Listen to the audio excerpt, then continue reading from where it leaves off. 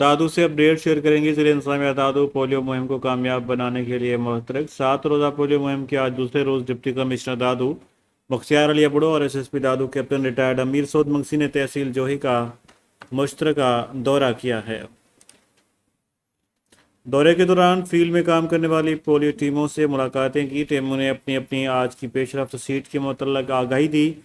Deputy commissioner دادو اور S S P دادو نے polio ٹیموں کی روزانہ رپورٹ شیٹ پر بہتر کارکردگی دستخط کیے اور اس موقع پر ڈپٹی کمشنر دادو نے پولیو ٹیموں کو مہم کامیاب بنانے کے متعلق خصوصی ہدایت بھی جاری کی۔ ایس ایس پی دادو نے ٹیموں سے سیکیورٹی کے متعلق تفصیل معلوم کیے اور پولیس جوانوں سے ٹیموں کے تحفظ کے متعلق بھی ہدایت جاری کی۔ واضح ہے کہ 28 اکتوبر سے جاری پولیو مہم 3 نومبر تک جاری رہے گی۔